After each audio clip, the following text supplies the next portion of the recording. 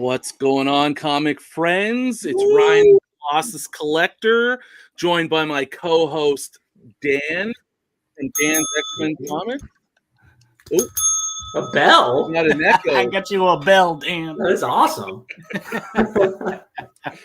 And we're joined today by two great X-Men collectors, X-Men fans from our YouTube and comic community. First off, we've got Eric from SideQuest Comics here on YouTube. You can also catch him on Instagram at SideQuest Comics as well. And then Chris from Cheddar Comics. Cheddar Comics on YouTube, Cheddar Comics on Instagram, and he's also got an Etsy shop, which I do believe I put a link to in the description below. So be sure to subscribe, follow, buy, all those things from these guys. So thanks for coming on with us tonight, guys. Before we jump into talking and topics on the X-Men we love, I want to kind of try and grab the attention of everybody obviously watching, but also those who might watch it in a replay that maybe only watch the first 5 minutes or so of this.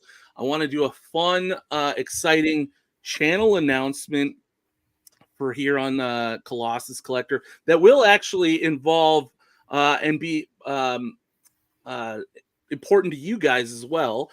So we're on our 5th episode of X-Men Collector Chat here, and we've been having so much fun that after our last episode, we were talking with some of the guys, Dan and I, and we were just saying like, oh, wish we could just do this all the time and chat X-Men all the time, and that kind of spawned a new idea for the channel, an ongoing, reoccurring, every other week, new live stream show and hangout. And I will introduce it to you guys now with a quick little video. Oh, yeah, baby.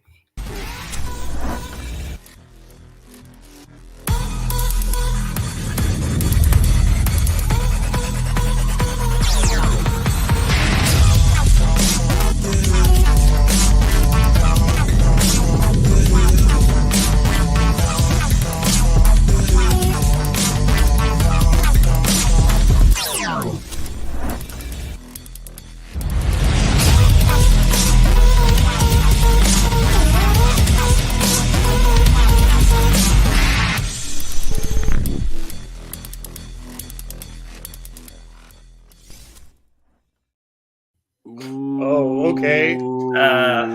Okay. Just hit us with that banger. Starting in the next couple weeks, I haven't scheduled the first session, the first meeting of the Council of X. It will be just basically an ongoing bi-weekly live stream meetup on my channel. And members of the Council of X will be basically anyone who comes on for an X-Men Collectors Chat episode. So basically your price of admission to the Council of X is simply coming on to the channel for an X-Men Collector Chat, joining our Council of X-Men Nerds, and we're going to just have a kind of an open invitation to anybody on the council to hop on bi-weekly and just nerd out on X-Men for an hour, 2 or 3, however long things go. They tend to kind of just go on and on because we can't stop talking about X-Men. So we're super excited about that. A couple of the guys already know about it. You guys will be right after our chat tonight added to our Council of X message thread, and true honor. And really excited. Hopefully we'll just grow the council so that every time we have our one of our meetings, we have just a good group of guys that could come on, or gals, who can come on, nerd out and hang out and have some fun. So super excited about that. Stay tuned for the first meeting of the Council of X coming to the Colossus Collector channel. All right. So that's after that number intro, one. though, Item number one. Ryan, after the intro, I'm not worthy. It feels like way too. It's just like that is some serious business, and I really got to step up the game. Dan, I was wondering if that was on your channel. I mean, I'm telling you. Yeah, Ryan took it over the top. So, I tend to do that. So beautiful. I want to just acknowledge some of our friends in the chat before we start chatting. So we got what's on the comment rack, Mr. Akins. Thank you for being here. We've got Bigby McFly, the comic guy. Thanks, guys. Brandon from Mon Comics. Who else do we got? We've got Richard Westfall. Thank you for tuning in. The Rider 95. Good to have you along. And we've got Low Wolf Comics. Thank you for watching. As well as, of course, we've also got Mike. Thank you for tuning in as well. All right, so yes, you're solid. Nice, yes. So I just wanted to kind of start off by saying, like, to you guys, to Eric and Chris, I wanted to have you guys on together. One, because I know you guys are geographically close, but also you both launched your YouTube channels like relatively around the same time, not too long ago. You're a few months in, so wanted to get you both on, and then I know you guys are huge X-Men fans, so why don't we just start off by asking you guys how you got into the X-Men, where you're kind of collecting or fandom of the X-Men started, and I'll leave it up to whoever wants to jump in first. Okay, Chris, you want to jump in? I'm going to turn off my background so I can. Okay, yeah. So, I'm not really sure where exactly it started. When I was a kid, my dad owned a comic book store in Portland, Oregon, and so I wasn't there a lot because I'm sure I made a mess of everything, like Yoda and Empire Strikes Back, just getting into everything and making a mess. But my love of comics pretty much started from the beginning. I was indoctrinated very young. But the X-Men, it's a tale as old as time with it seems to be our age group. We had no choice. I think it's within 18 months. The X-Men Media Machine, between Ryan's Arcade, the animated series, the Jim Lee series all came out at once. So, when you ask a lot of guys our age, it's usually X-Men, Batman, or Spider-Man, because all those shows and all that media got pushed out to us, whether you read the comics or not. So my love started definitely at the Jim Lee series. With 8 million copies floating around, one was bound to hit my head. I won't be satisfied until I own every copy. So good luck with that. You'll have to pry them out of my dead cold hand. I will be coming to each person's house here and taking your Magneto covers. Thank you. Well, I think we kind of both started about the same time as that mid 80s to late 80s, it sounds like. But I think my actual first introduction to the X-Men was thanks to my dad, who actually gave me a pile of his comics from the late 60s. And one of those comics that was on there was actually this sucker right here. And I still have the same one, number 65. Awesome. Not a super big key. I mean, it's got, this weird alien. What the heck was this guy's name? Znox or something. Kind of sounds like snot. But yeah, this was my introduction to the X-Men. It's classic, them battling a bad guy. This came out, I think, 1969. And yeah, I think from this point on, I was hooked. I mean, he gave me like Captain America, Silver Surfer, the popular books at that time.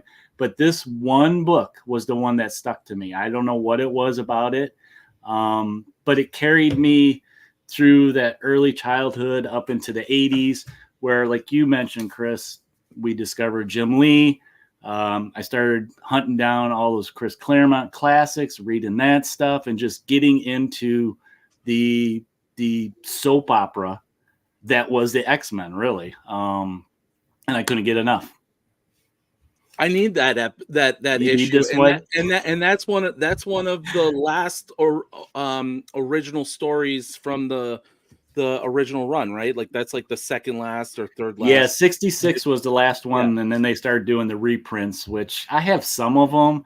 I'm kind of like, because I'm chasing that whole run, and I'm like, okay, what do I want to do when I get to those reprints? Because they're basically just reprints. Well, that's kind of how I started with my. So I started. Okay, I'm gonna collect the Claremont run. Then I was like, well, up to 300, and then I was like, well, I might as well also do the Silver Age. So then I did I made that part of my goal, and then I was like, well, then I'm gonna have this big hole in the middle. So yeah, I was just like, all right, 1 to 300. That's it. That's the game. And it's funny. That's what I'm working on. It's funny. I started with the Claremont Quest 2, and it's like a lot of it I had already because I got all that stuff from the 80s and 90s that I was like, oh, this will be easy. And I got a bunch of the, that early Claremont stuff back in the day, fortunately, because they cost me a ton now. And somewhere along the line, I ended up filling out from there to the end. I need 2 more Claremonts and then I'm done. But then it's like, I have to decide, okay, then do I go after, 20 and up or what? I mean, I have such a, mix of those early ones that I'll probably end up just getting them all. Who am I kidding? I totally hear you about having when you have like, a certain collection and then there's just a little chunk missing in between a few that you have. OCD kicks in and it's like, I gotta have them. And Mikey said it exactly right. Like, I feel like everybody if there's anything to skip when you're collecting those Silver Age ones, I feel like that is so common to hear that, hey, I'll just do everything but the reprints. Yeah. Because it'll save you a lot of money too, because I mean, if we're 10 to 20 bucks. They do have cool covers on them, kind of reimagined covers. So you can look at it that way. That's what I mean, I just love having, I just feel I don't want to say I'm a completist, but I do have completist tendencies. And like having that big gap, just like in my mind, I was like, I know I have to have the 1 to 300. I have to have the full thing. And then I wouldn't be shocked if like, once I get done 1 to 300, I'm like, well, maybe I should 400, 500, 300. Like, who knows? But I just I do really like there are some really cool covers, reimagined covers in that reprint rerun era. Some are the same, but there's some new ones in there too. But they change the color slightly if it is the same, right? True. Yeah. Mostly. Most have some kind of change to it. A lot are just color, but then there's some that are just like completely fresh. I wonder if between the 4 of us, if we have all the reprints. You think? I have a lot of the reprints. I got about 7.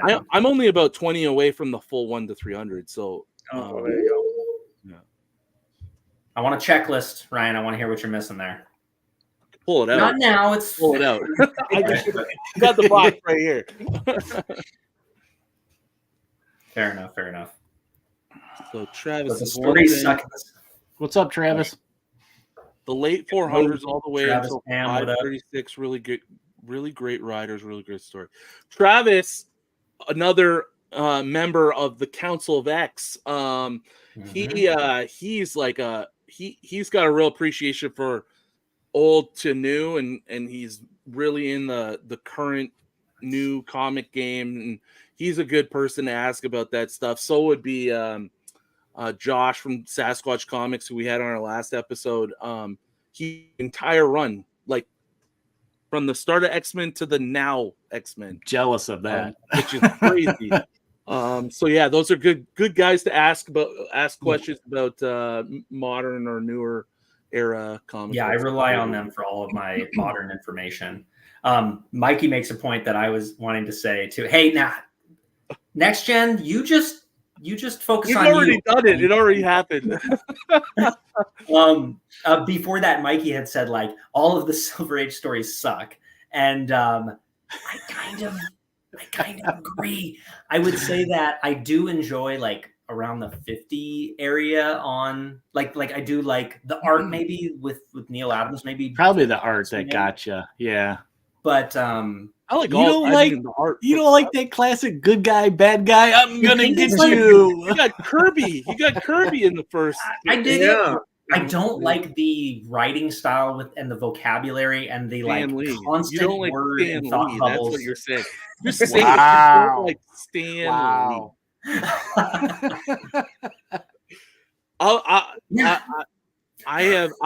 When I jump. So I've only been reading comics, like truly reading them since I got into the hobby a couple years ago.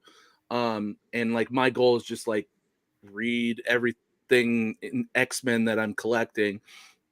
But I started at GSX1 and went through Claremont. So I still haven't read the Silver. I will. I have the Omnibus, but I want to kind of It's get dated. through. It's hard to read, you know. That's It's what I've stiff, been it's told, right? So floppy, I will it's read it. basic. I want to just know. I want to know it, and I want to have the history and look at. It's also looking at the art interior too. Like I really appreciate the covers You're a during that completist. era, but it is You what read it it once and you're done, and then Yeah. you can say you read it all. but it's history, like it's where it all started, right? Yes. So that's why I still have an affinity to it. That's why and I want love. it, I mean, it's hard not to love that era because it's like, well, Claremont perfected the model, but we wouldn't have anything without Lee and Kirby at least birthing. Yeah. I mean, ripping off Doom Yeah. Patrol and blocking it out. the whole team, Magneto, Sentinels, Juggernaut, Yeah. Yeah, they really Ingvar, on and on and on. Like it's all came from X-Men. that foundational story of mutants, others being outcasts. I mean, it writes itself basically. Mm-hmm. So, we're all kind of 80s, 90s guys. What would you say? And I mean, maybe it's not from because I know for me personally, it's not. But what's your favorite artists and writers on X-Men that you've experienced either? That's a hard question. That's a I know really it's a loaded question. It's usually not Yeah. just one because it's not just one for me. I have like kind of a.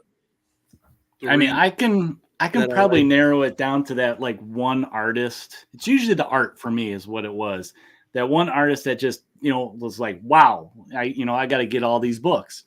At the time that I was getting into it, and I know a lot of people don't like his art from this era, but it was John Romita Jr. That early, 200, around 200, he was doing a lot of those books. I mean, it was right in the middle of the 80s. So, it had that 80s styling and coloring and stuff. I think that was the artist that made the biggest impression for me. Not my favorite, but the biggest impression. My favorite would be where you're getting into Jim Lee, Mark Silvestri, that era of artists that really, spoke to me as this is X-Men. Yeah, I definitely am not a JR guy, but I mean, honestly, I don't really know. I can't decide. I think we know where you fall, Chris. I wonder which one it is. It's like I feel like it's the same. Everyone has the same peaks. Byrne, Claremont, and for me, I mean, Jim. It's always with the one that catches you first keeps a hold of your heart for the rest of your life, and it's hard to beat Jim Lee for me as much as I explore and deepen, the X world. That I always go back to Jim Lee. I just got this as a gift. If anybody saw it on my Instagram, it's like that's really cool. Distributor pamphlet. It was a mystery when I got it, and I kind of figured I saw out the post. I saw the post of the. That's really neat. My buddy was like, "Oh, this is a distributor pamphlet. They kind of gave to comic shop owners to like sell the book, you know, and Wow. it's like just Cool. filled with. Oh, here we go. There's a little show and tell. If that wasn't a historical piece of thing, you know what I would want to do with that? I would want to color it because Literally my first thought. Literally my first thought, Ryan. I was like, Yeah. should I Yeah. color I was this? like, Coloring book. I would get in there with a really nice set of markers and I would go to town. I could color this. Give me a job, Marvel. Yeah. Yeah. Like, I didn't want to color this. It's one of a kind. That looks fun. Like I would just sit in front of the TV watching YouTube, coloring in my coloring book with You know, that give it a thing. little- But I wouldn't. I would never do that, obviously, because it's history, right? But Yeah, How do you that's compete- really I mean, cool How do you compete piece of with that, history. you know? Man. Marvel really should do that. They should like take old inks and publish coloring books They'd, for adults. they'd Like- sell out. Honestly, like it would be a sick thing. Marvel, hit me up. Well, make sure you get a cut. You know, don't let them. Yeah, well, you heard it here, folks. You heard it here. Someone timestamp this idea. I'm yeah, so like I'm pretty similar to you guys. Like Jim Lee is one of my faves, but I also really like Cockrum and Byrne. Oh yeah.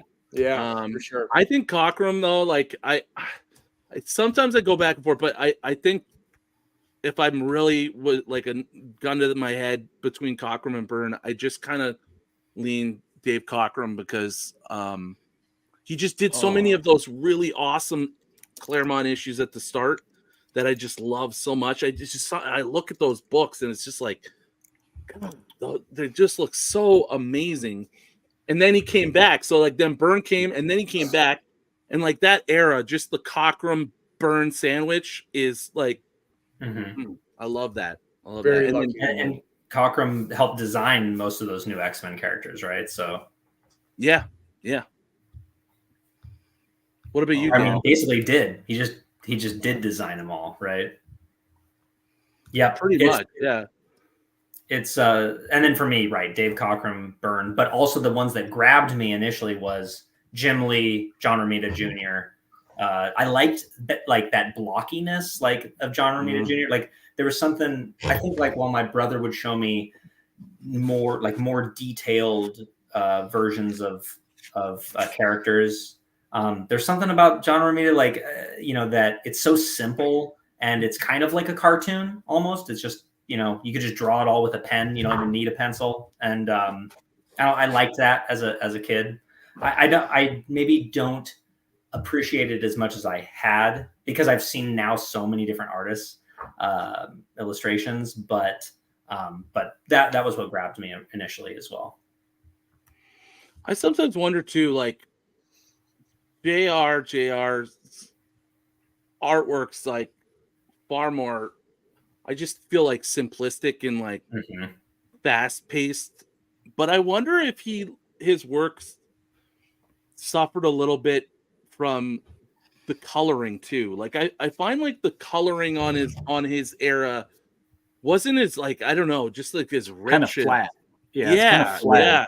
It's I mean, very he does 70s-ish, like Yeah. there was like a period of time in the 70s or late 70s, early 80s that like not, and I'm not even just saying in comics, I mean just in like graphic design and like everything had this like look to it that just felt cheaper or like, I don't know They had to produce so many comics, and maybe that, I mean, like I don't know the history behind John Romita Jr., but I'm guessing one of the draws for him to get so many jobs was that he was so fast. Yeah, I think so. Yeah.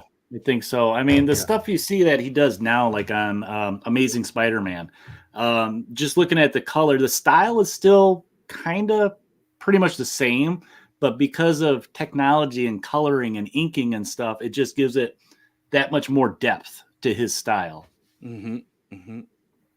Yeah, so like I think sometimes he might get worse of a rap than deserved because of that aesthetic that was of that time too. I think a colorist or an inker can kind of totally change your original work.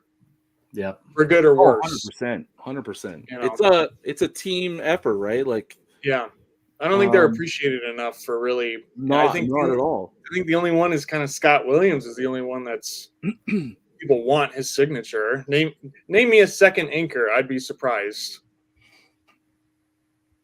Exactly. Joe Sinnott was Joe Sinnott an inker. Joe Rubenstein's also an inker. Who's Yeah. But you're right. Like it's the pencilers are the ones that are the stars, right? Like Yeah. the inkers, Terry Austin. Yeah, Terry Austin. That's who I was. Yeah, there you go. Yeah. Thank you, Mr. Akins. Yeah. All right. So, why don't we jump into some books? Like, we've got so many books. I don't know if I got enough. Did you separate all those 4? I had to, otherwise I'd lose track of what was what. Right on. Cool. Who wants to start? Let's start by saying that Ryan, you had told us all that we should grab. Oh yeah, right. So, thank you, Dan, for doing what the host should probably remember. So I asked the guys. So as usual, when we do our collector chats, I always try to ask everybody to bring 5 or more, or a collection of books based on a theme. Obviously, always X-Men or X-Men adjacent mutant related books. But this week, I asked them to bring books that have a villain on the cover in a prominent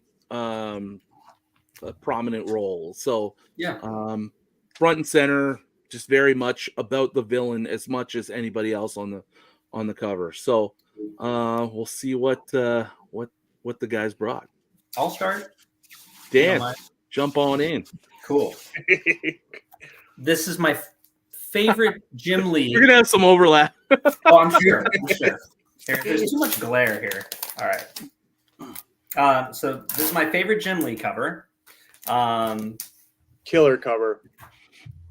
And I mean, the snow is blowing everywhere. It's make me big here. You can see the inner workings of the adamantium or whatever right in there. I guess like it's kind of there's like pistons or something in there. Well, that's the housings for his claws. Yes, there you have it. And just like there's just so much detail and so much. I mean, it's just so raw, and I love that it fills the whole. He filled like the entire frame with just the 2 of them. Yes, yeah. and they're busting through. They're over the trade or the X-Men logo. They're busting through the sides of the cover doesn't even contain them all, right? Yeah. All right, and then you can't contain Logan. Here we go. Oh, nice. What is it, nice, like the living pharaoh that turns into the living monolith? Thank you. Yep.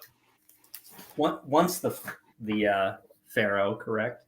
This is the Neil Adams cover, and this is the first. This is the first time that they did this kind of like grabbing the trade dress, power stance with the X-Men. Yeah. Tiny all around. So just super cool. Right there. This next one I bring out on probably like every X-Men cover show. It's my favorite X-Men villain. X-Men 115. John Byrne did this cover, I believe. I think because I know that Dave Cockrum did so many of these earlier ones, but I think this one's John Byrne. I think that's Byrne, yeah. Wolverine. Just looking at Wolverine, it looks like him, and the faces. Yeah. And I mean this story like has nothing. You're right. It's like there's like you could just not even have this issue, and it's like you wouldn't have missed a beat if you skip from 14 to 16, I think. But there's so many cool panels in here, and it's one of my favorites covers anyway. I'm gonna skip that one, and then here's another one of my favorites. Probably my favorite Silver Age issue his Oh, first Sentinels here. I almost pulled that one. It's behind me. Right on. This is your Jack Kirby, get your hands out of my face. That's the Disco Inferno Sentinel. He looks like he's dancing. Yeah, I mean, like, he's not like a robot. He's like a dude in a suit, really. Yeah. Right? Like those bendy knees and the little shorts. I mean, yeah, love that. and speaking of, Sentinels, you can't, love classic, that. Yes. Sentinel cover. Yeah, I'll stop right there. I just looked at that X-Men 14 today, Dan, and I was flipping through it, and I was like, they're really tiny. If you open it up, they're like as tall as everyone in. They're like inside. Oh yeah, they're only like 10 feet tall or whatever. Yeah. Right? They just kept getting bigger and bigger as the series went. They're kind of tiny guys.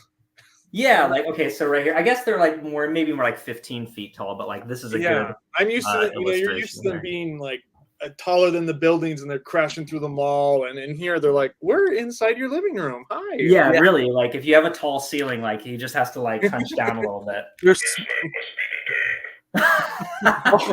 Yeah. It's like, what is that? I want to go grab I have a show it again. Oh, that's.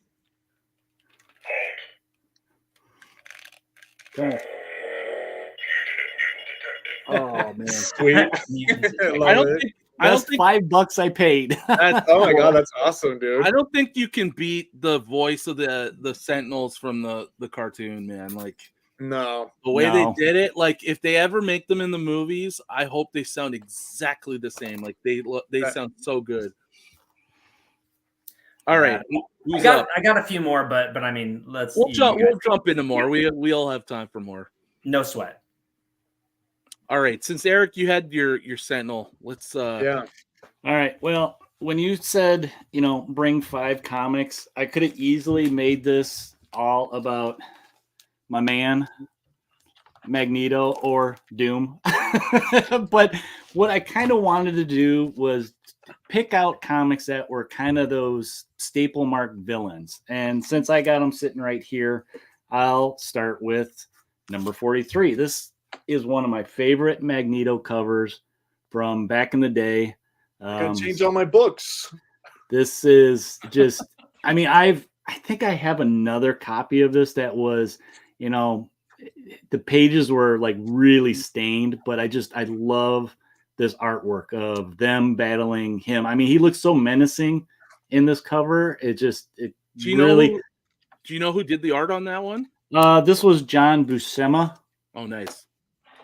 I don't know if he did the cover. He did the interiors. It might be him in the cover too.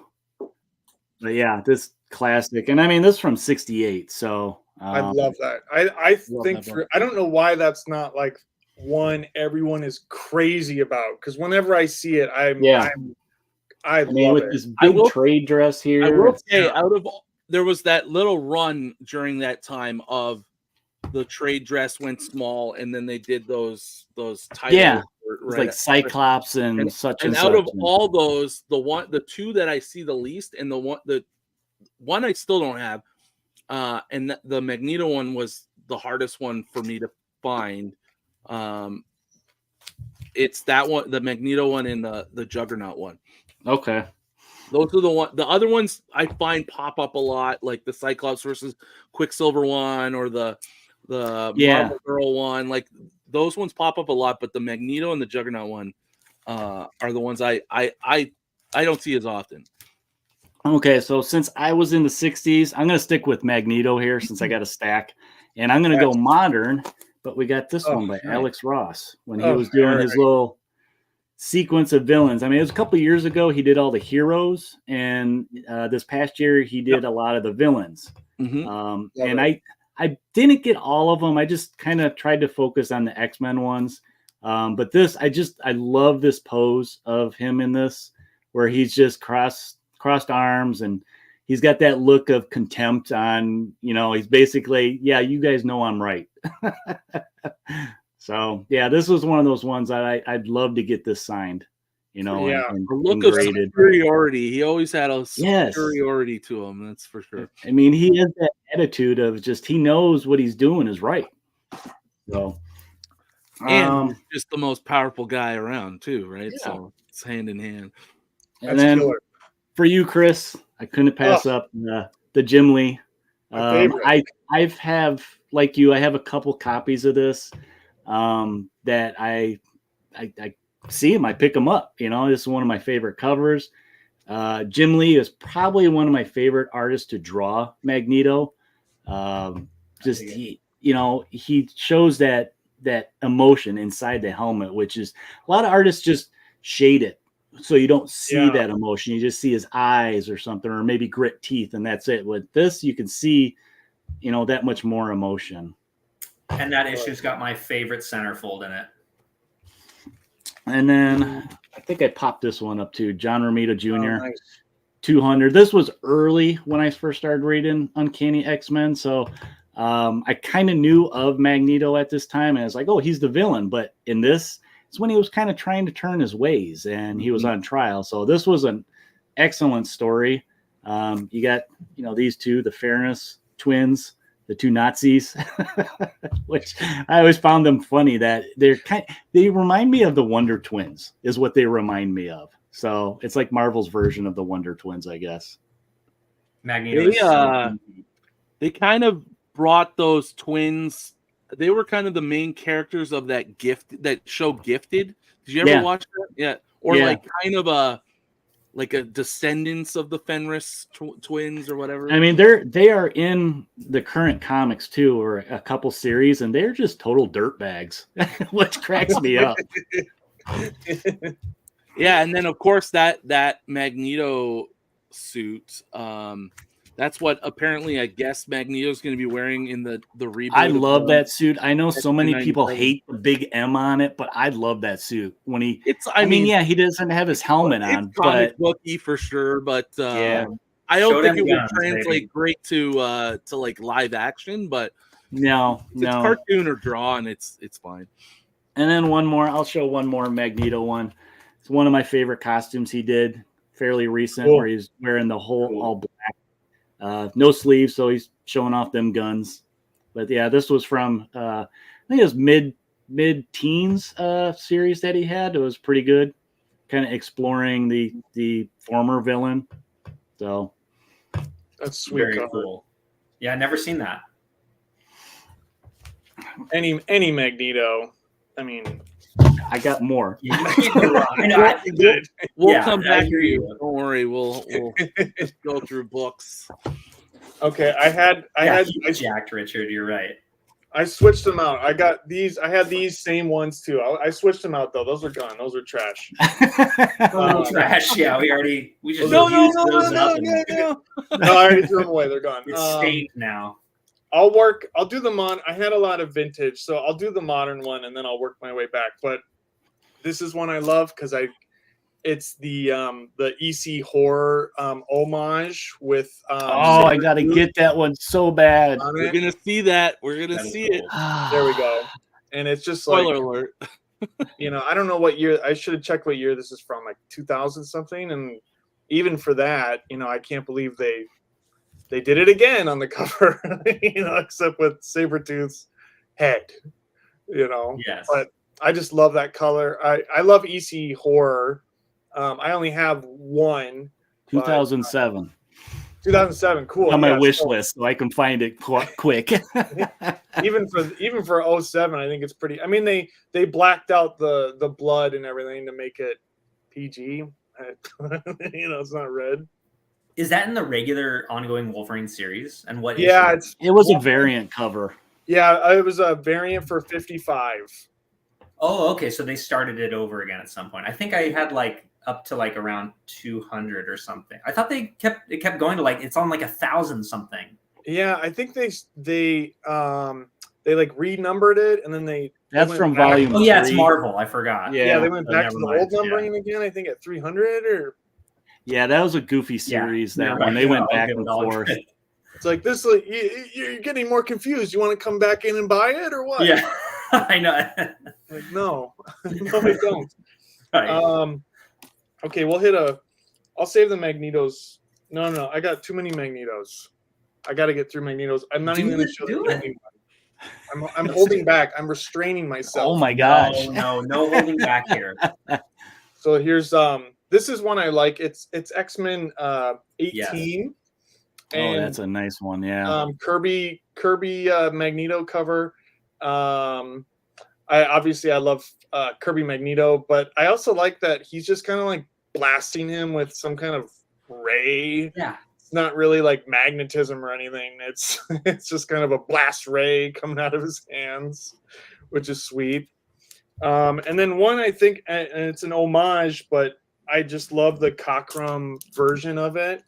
But X-Men 104, redoing X-Men 1 with the new team. And the I don't know why, but I just love the color gradient on the background from that yellow to orange, and just his take, on the cover. I think is.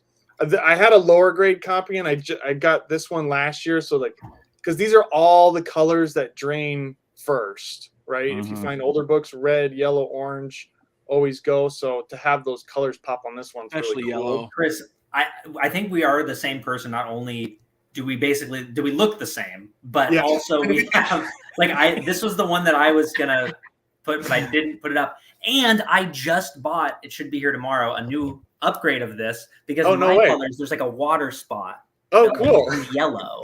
I'm like, I can't stand that. So I'm just getting that. I'm doing that too. What's That's next so in funny. store for me, right? Yeah. Ask you. That's so funny. Okay, I'll save the big one for last because it's my favorite book. Here's I think this is no, it's not the second biggest. I think it's the third biggest. And he doesn't get enough credit because he always scared me in the show. And it's The Blob. Nice. X-Men 3, first appearance of The Blob. I love this cover. This is where Kirby is king because his energy and the motion and his framing and the dynamics, any Kirby slander will not be tolerated. Right? We will not tolerate it. I agree. You hear that, JP? Yeah, we're looking at you, JP. Yeah. JP. Shame. Our buddy Shame. JP doesn't like Jack Kirby, and it's like, what the heck? We'd have nothing without him. So I just always love this. I paid way too much for this, I think, during the pandemic. But I'll have it till I'm dead, so I'll get my money back someday. I'm not a big fan of Angel, but the way that he's drawn in that cover is so sick. Like he's squatting over, you can see his legs are raised, like he's really trying to lift, and all he does is lift people up, right? That's like his power, carry people around while he flies. So the Blob always scared me when I was a kid because I was like, they would like throw stuff and it would just like hit his big belly and he'd be like, absorbed or something. Yeah. I'm like, oh my God, what can you do against him? He's so big and fat. You can do nothing. You throw stuff at him, it goes into his belly. So this is my favorite. Once I show this, I'll never be able to top it. But this is my favorite book in my collection. I got it really cheap. If you want to hear the whole story, we can do that. But we want to hear the whole story. Nice. Yeah, I want to hear it. Nice. Oh, killer. My favorite book. Eat your heart out, Big B. This is my favorite book I got. X-Men number 4. First appearance of Scarlet Witch and Quicksilver, excuse me. But for me, second appearance of Magneto is a big one. And first Brotherhood of Evil Mutants. And it's signed by Stan Lee. Yeah. So I didn't even notice that. Yeah, I got this signed. Stan Lee came to Madison like a year before he died. And I told my dad that Stan Lee was coming, and he was like, well, you got to get something good for him to sign. And I was like, oh my God, I don't have anything good for him to sign. Because my wife and I, we were poor. I didn't have a lot. So I started researching books, and at the time, this is like oh God, I don't know what year that was. 2019, I think. 2018. And this book was really undervalued at the time. I got this for $250 on eBay. Wow. And that's what it was worth. It wasn't worth it. I think Scarlet Witch craziness happened right after that. Okay. So I think all in, I have 350 into the book because his signature was 100. So I met him that day. Obviously, I wanted him to sign an X book because that's my favorite thing he did. So I got the little certificate. But yeah, this is my favorite book. This will be buried with me. This is following me to the grave. So that's my favorite one. That One off signature. the census. Yeah. Man, I remember that last time he came around here before he passed away. I saw him in Chicago at one of the Comic Cons, and I kick myself every day when I think about that, because what do? I took a picture with him and had him sign the picture. Granted, I'm there with Stanley, so I guess that's just as good of a memento. And I was with my son. My son didn't know who he was really, so Yeah. But at that time I was like, I wasn't really back into the comic book thing, and I never even dawned on me, oh, bring one of my early Spider-Mans or my X-Men's and have them sign it. No, I want to take a picture with them. Yeah. So, You still met the man, I don't think there's anything wrong with that. Yeah. Chris, Still got the medium, yeah. your signature looks really clean for an older Stan Lee signature. Yeah, and I mean, honestly, guys, he was not well. Let's just his wife, Joan, had just died. Oh, yeah, okay, that's right. She had just passed a few months before this, and he, when you're with somebody for 80, 90 years, your time left is, your heart's broken, and you could just see how much he was just kind of, honestly there. But I was still grateful. I was like, hey, thanks, Stan. I was like, sign, and it looks pretty good. Yeah, I agree. Thanks, Stan, because I think it turned out pretty good. I wish I had it over Magneto's face, so that's a win right there. Yeah, for sure. And the guy that worked at Stan's booth was like, well, you got to get it CGC'd. I was literally like broke. I mean, I was like, I was so broke. I was like, I don't even know how I'm going to pay for this, and then pay for the signature, and then. So I wish I would have gotten it slabbed that day, but would you ever do CBCS now? I've thought about it, yeah, for sure, but I'm so nervous. If it's yours though, and you like you say you're just gonna have it forever, there's something sexy about I've thought about that, Ryan, with like sending it. I'm like, I'm so nervous about sending it. I'm nervous about people touching it.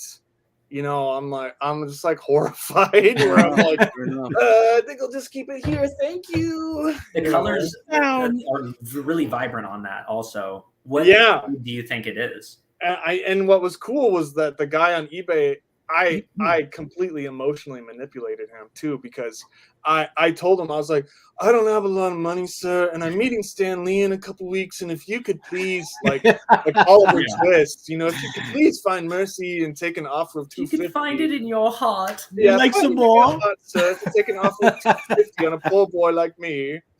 And then he's like, work anymore? Sure. Do people do that anymore? Somebody did that to me. They're like, I got a gift card, but it's it works only on for $100.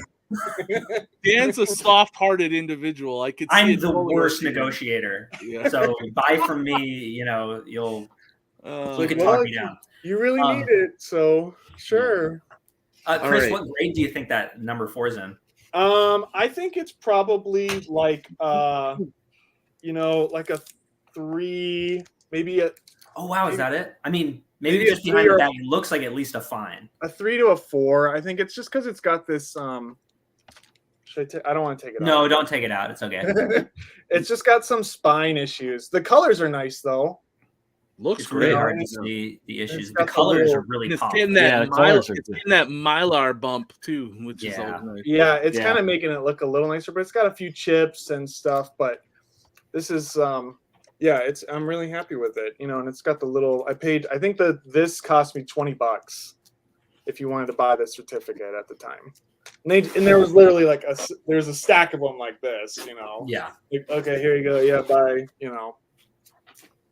But I'm glad I got to meet him and say, because I had I had a couple other opportunities to meet him over the years, and I always missed it, or I didn't pay, or I didn't wait in line. So when he was coming, and then I watched him talk afterwards, and everyone asks some dumb questions. Like, what's your favorite DC character? And, oh Yeah. my God. Well, we're gonna ask the guy. He's so Character. old. What's your favorite DC character? Yeah, there's some. Hi, Mr. Lee. What's your favorite DC character? And he's like, who's asking me about DC? DC. What about some of my characters? Yeah. There's a little pressure when you meet somebody and you get to ask them a question.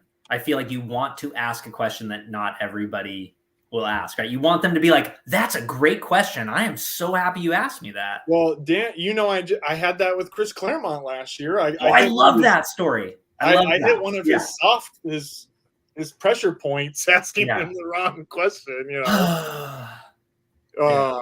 That is so great. If anyone wants to check out my video, I did a video about the first appearance of Gambit and what's the real first appearance. I was gonna bring that up tonight. Like that was a really great video you did. Oh, thanks, man. I appreciate it. I took way too long on it. The information that you needed, and it just unfortunately, even though you did, you put it to bed, you put it to rest. Unfortunately, no one. There was a little bit of time. I wanted to be a lawyer for like a year in my life, and I was like, I'm gonna put my lawyer hat on. We're gonna close this. This case is over. Yeah. Need a big stamper. I agreed with the whole thing. Like it, I appreciate it. It is definitely the money book's always going to be the 266. It's the sexier cover. It's the first cover appearance. Yeah. But if you're being technical, it's not the first appearance that people saw Gambit in. It was the annual, right? But, and that's what's kind of crazy about Gambit, and we'll get into it. We'll get into it now. But yeah, let's rip that open.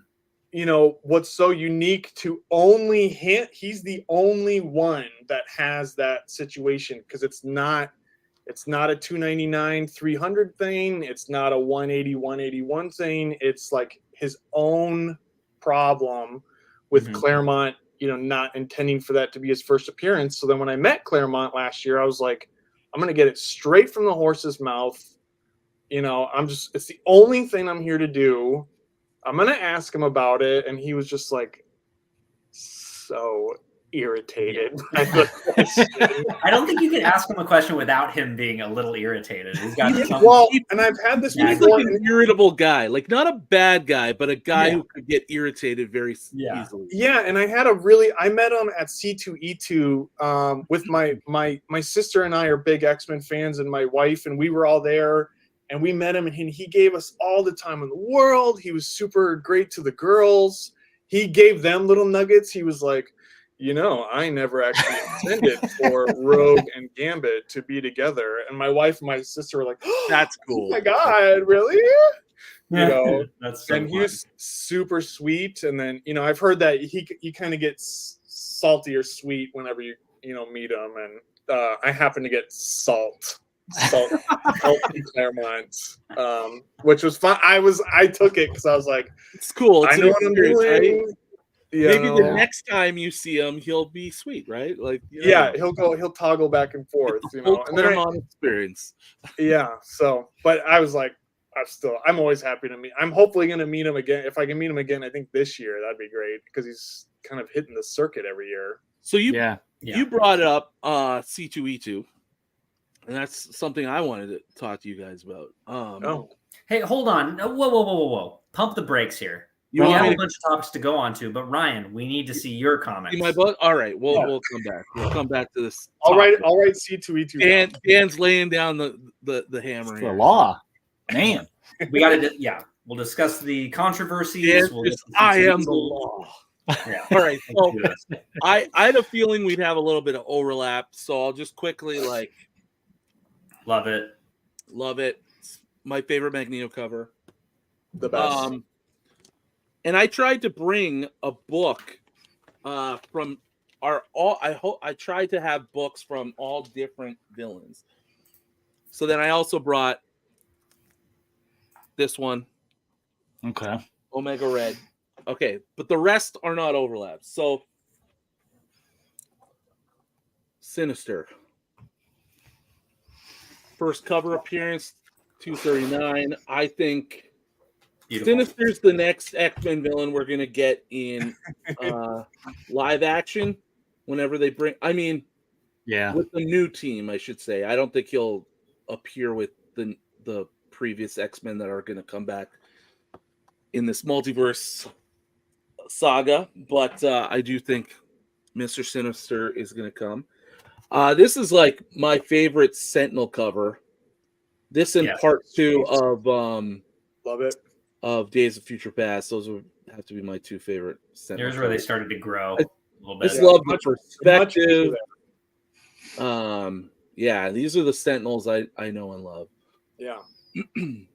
Sweet. And that's one of the ones that Dave Cockrum put Colossus in the center there. Yeah, which another reason why I like Cockrum is like Colossus always seem to kind of be like right up front and prominent in his on his covers.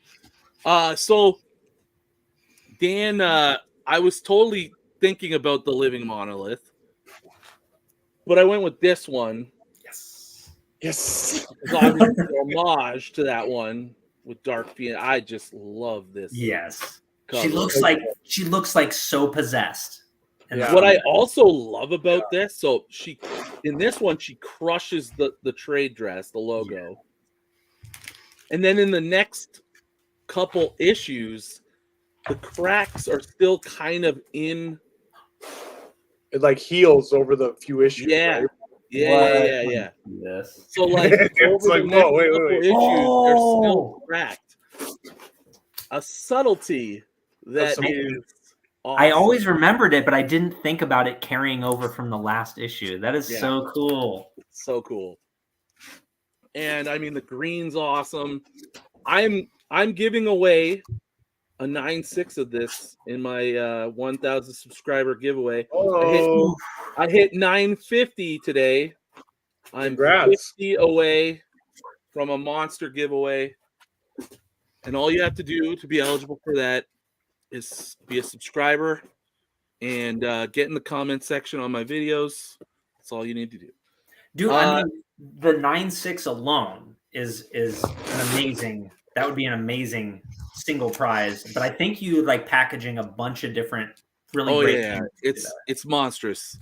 Yeah, it's colossal. It was one of it was like, do I really want to give all this away? This is a lot, but I'm not that generous. I was really trying to get 1,000, and then it still didn't really move the needle that much. But you know, I was pot committed. So 61. This is the second appearance of Sauron, but I think this is the superior cover. Out of those two books. I mean the first one's great, but it's like a back shot, right, of Sauron, and I just think seeing him with his beak and everything is just cooler. Neil Adams, and he's actually performing his mind his control. hypnotic thing. Yeah, that's one on my list this year that I'm gonna get. I think Richard Westfall in the chat, he said Juggernaut covers are awesome, and I totally agree. And this is one of my favorite Juggernaut covers. Ooh, love that emerald green, that dark. And the clone. Talking about the reprints, that reprint also very, very cool. It's cool to see them next to each other. You can really see the color. Yeah, it is neat. Yeah. I honestly prefer the color of. Well, I don't know. I prefer the emerald green color. I like the green cool better. How they changed the trade dress too.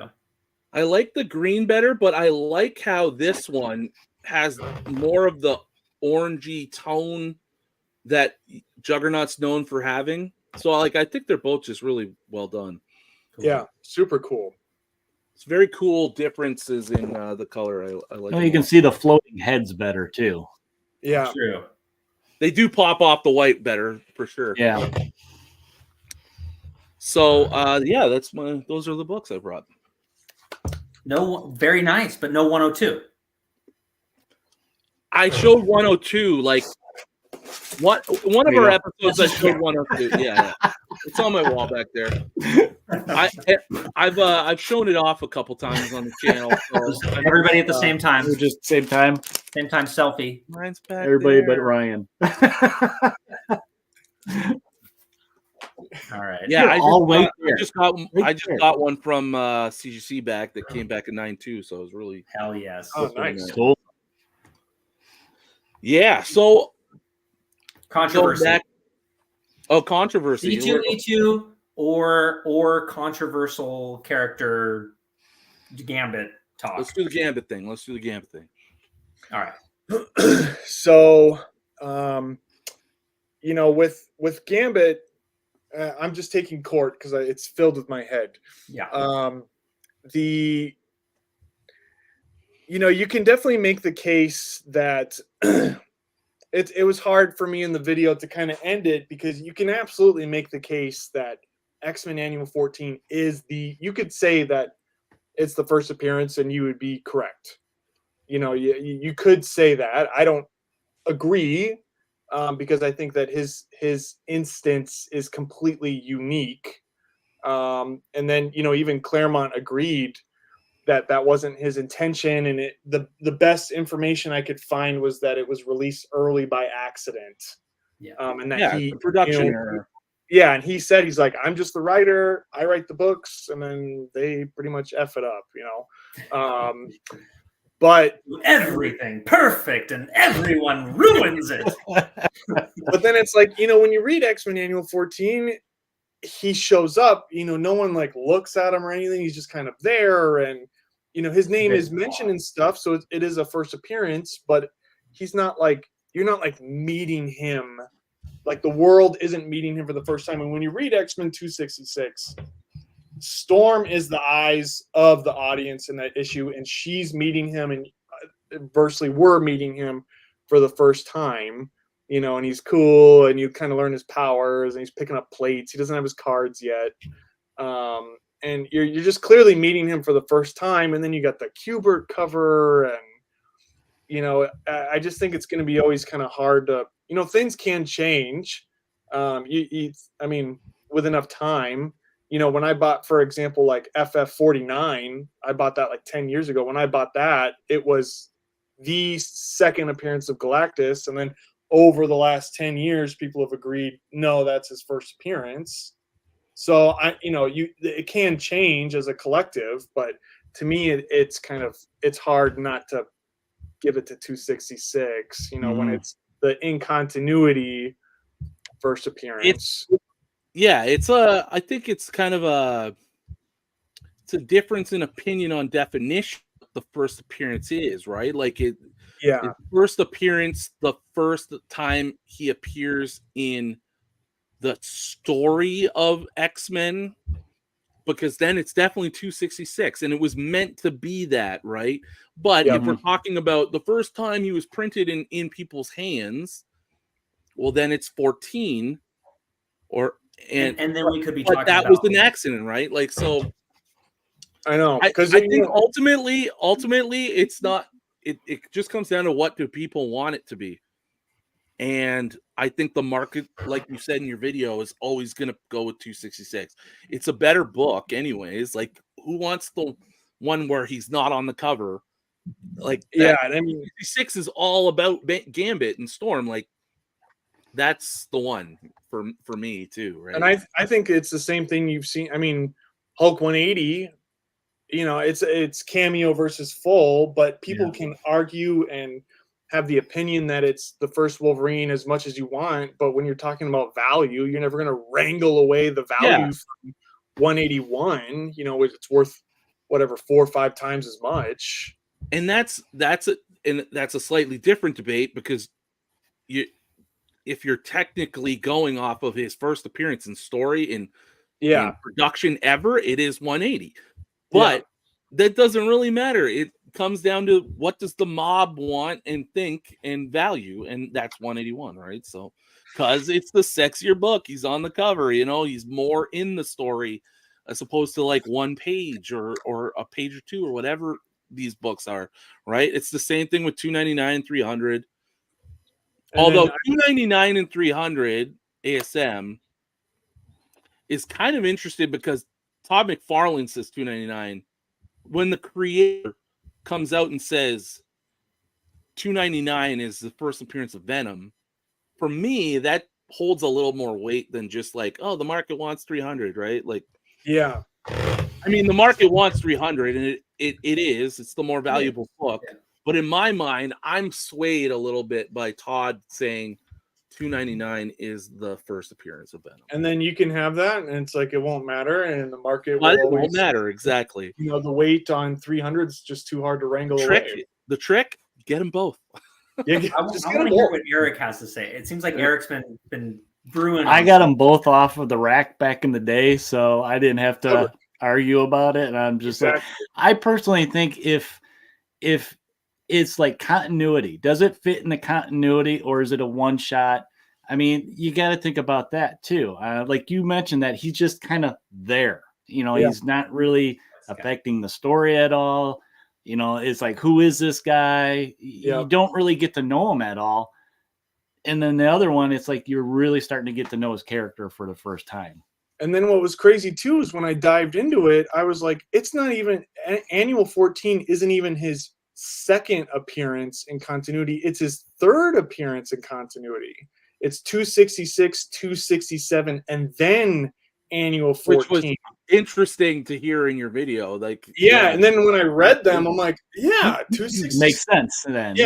And Claremont gave me that because he was like, they're not at the mansion, you know, in 266, and they are at the mansion in Annual 14. And I was like, oh, weird. And then I looked, and I happen to have 267, and 66 and 67 go one right into the next, and then it kind of they kind of offshoot to the very top of Annual 14, and they just kind of show up and then get roped into that Art Adams, you know, thing. Mm-hmm. But to me, it's, you know, I mean, the cover, you know, Team Green, I see. There you go with that signed copy, killer. Yeah. I mean, come on. The cut, it's the same thing. It's like the Annual 14 cover, you know, it's just without having Gambit on it. And even here, this is the part, enter the mutant called Gambit. There you have it. Yeah. It's telling you right there, right? It's telling you on the cover. Next Gen just brought up the similarity to the what is it, Secret Wars 8 and the ASM, because you have the origin story. It's complex, right? Because it's like you have your origin story, which one came first, yada yada. It's not in continuity. It does make things challenging, and I think generally, like, it's all a fun debate because it doesn't mean shit. And like, but then again, it's like it only means something if you put your money on the wrong horse, right? Like, I guess if we're still trying to figure out, like, well, where will the money shift? Because, for example, like Giant Size X-Men and X-Men 94. 94 used to be the more expensive book, and then like I wasn't around keeping track, but so I've heard, right, that I don't have a Wizard magazine that didn't exist then, right? But or maybe it did. Maybe there was like a Mile High or something. But I always feel like, or I've heard, so I've heard that Giant Size X-Men wasn't worth as much as 94, and eventually it completely shifted. And I don't think we're going back to 94 being more.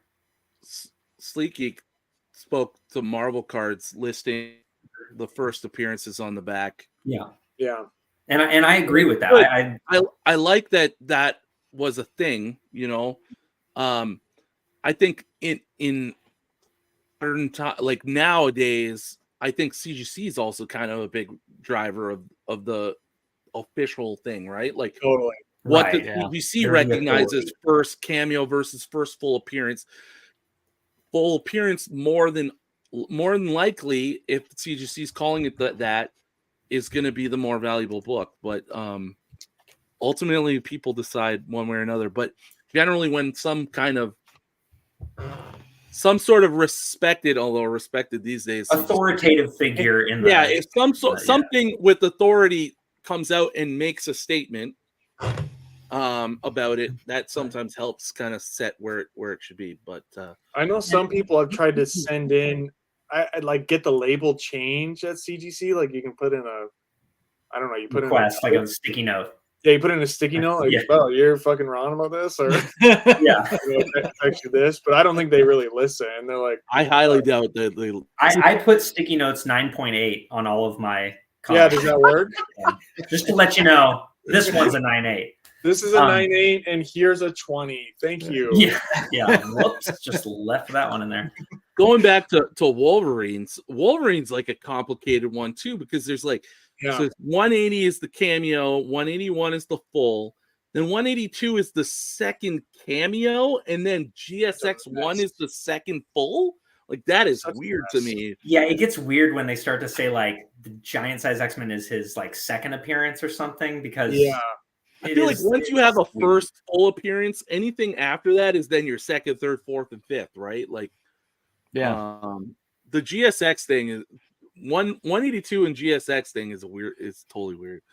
Yeah, because Go ahead. I got a Hulk 182 because I want 80, 81, and 82, and I got the cheapest one. I was like, cool, second appearance of Wolverine. I got 82 That's what I remembered. Then I started looking up, and I was like, what the hell? It's like maybe the third and maybe not even. Maybe yeah, and then people were like, yeah. you didn't get his second, you got his third. You got his second full cameo, half on the page. Yeah, appearance, the full stepchild page. for sure. I'm like, what? Oh, okay. I'm assuming, Pam, you're speaking of X-Men 94 versus GSX. I'm sure. Yeah. It's interesting. I'm sure. That's an interesting take. Well, there's an authority. They say they're authoritative, so there you have it. All you have to say is, I am an authority, and it works. Yeah.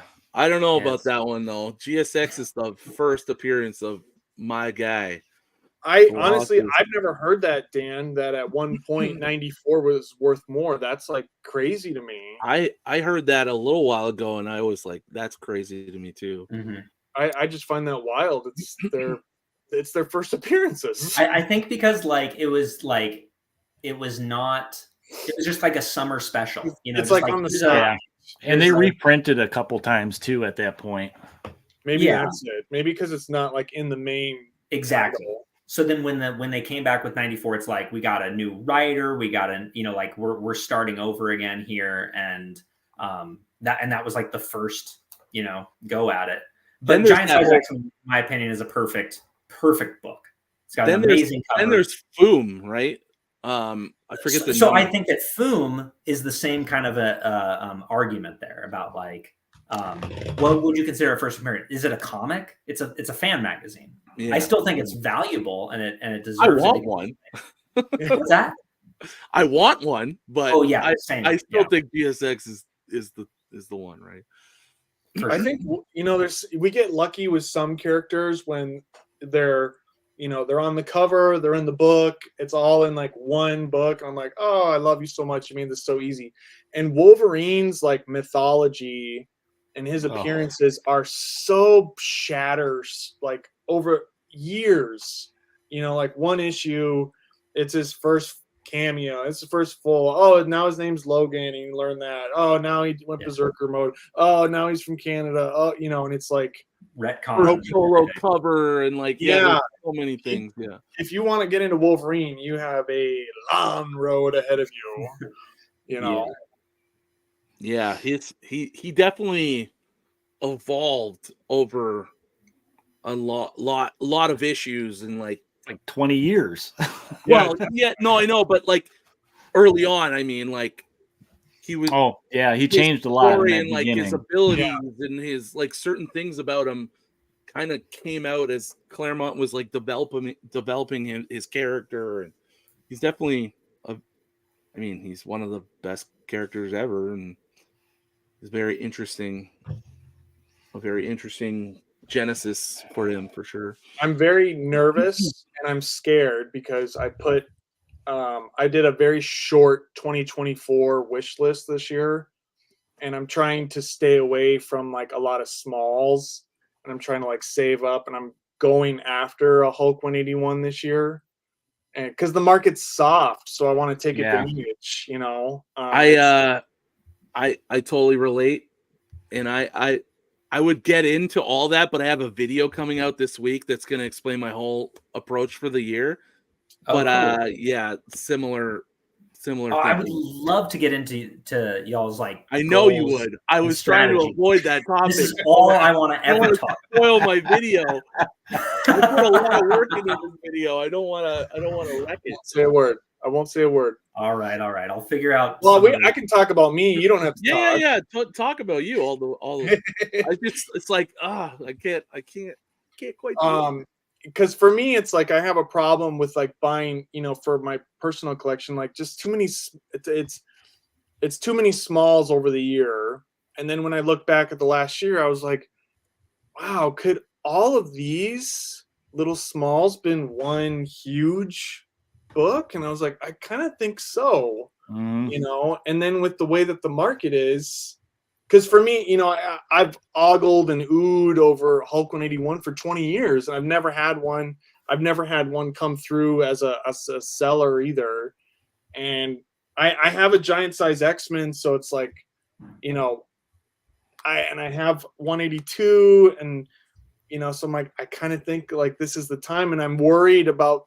I'm sure the movie's not going to help, so I'm trying to work against like a trailer. I do not want a trailer to come out for that. Hey, you got to work against the FOMO too. Yeah, FOMO's going to hit us back, right? Deadpool trailer is apparently going to drop Super Bowl. That's what they're saying. Yeah, and I'm working against. I have like a freaking. There's like a huge clock right here. That's my fear too, man. But hold on now, because this is FOMO.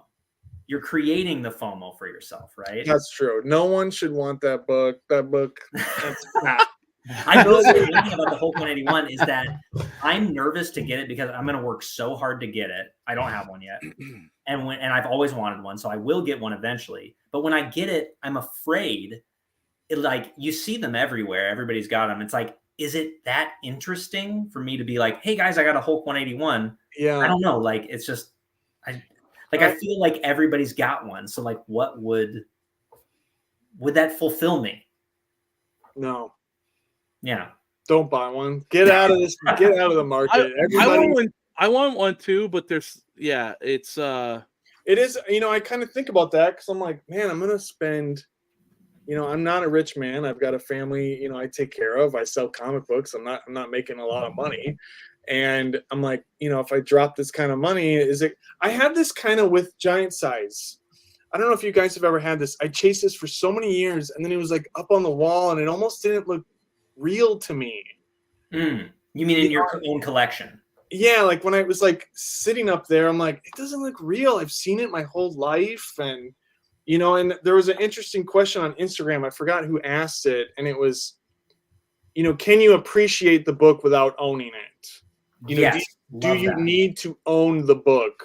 99 minutes scan. And nowadays there's so many like reprints of some of these bigger books that like giant size. I have so many reprints of that book, but not the actual book. Yeah. And that's the question. Do I need the actual book, or are these reprints that I spent $5 on enough? I can read the story still. I can enjoy the art. So yeah, we love it without owning it, kind of a thing. You got to do what's right for you, Yeah, it's a personal thing for sure. Yeah, for sure. Okay, I'll get it. All right. Yes. Well, yeah, I'm not in the same boat. Like I don't have kids and stuff, so I can sort of be selfish. But like I have long-term goals and things I want to achieve financially too. So like I still have to. Like last year, I had a crazy year. Crazy. Like if you would have told me this time last year, you're gonna buy all these books and you're gonna have a giant size X-Men, like I would have been like, no. How? Yeah. How could I just went off, and yeah, it was crazy. I loved it. I loved it too. Don't get me wrong. I love it. I walk into this room, I'm like, oh. But that's all that matters. Life is so short. But that's also what spawned my wallet relationship on my channel, right? Like it's an inner struggle or an outer struggle with the wallet, right? And the bank account. So I have to be I just have to be a little bit less spontaneous, I think. Right. That's hard. That's the hard part. Yeah. Oh, it's very hard for me. It's especially after you get a book that you've been wanting and you don't have another goal lined up. Like it is just, and you got a little money, you're shooting from the hip. yeah. I haven't bought a book since November, which is Oh my Crazy. god. Congratulations Wow. on your sobriety.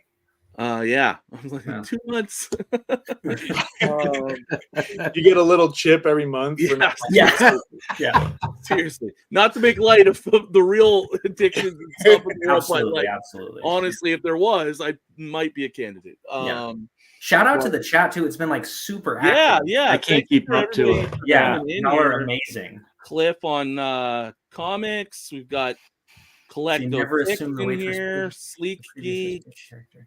and all of our Stucco, friends yeah. that have been with us the whole night. Thank you so much. I wanted to get back to that C2E2 quick conversation that I was bringing up earlier. So you guys being kind of in that neck of the woods, have you both been to C2E2? I went know, once. Chris, you've done it. Yeah, I went. I think I went to the very. I think it was actually when I was living there. It was the very first year. I think I went the first 2 years. And you're in Wisconsin, right? Yeah, I'm about I'm about like 2.5 hours from downtown Chicago. So last year when just like right around C2E2 last year, like I was seeing everybody's at C2E2 and I was getting like super FOMO about it. And like like I said to you guys before, like I lived in Chicago, and I kind of said to some people on Instagram, like, oh, I'm gonna go next year. I'm gonna go. So I've been thinking about the outside chance or possibility of actually going to C2E2 this year. Just on a whim, but I'm not gonna. I can't decide yet. I'm gonna do it in the next couple of months.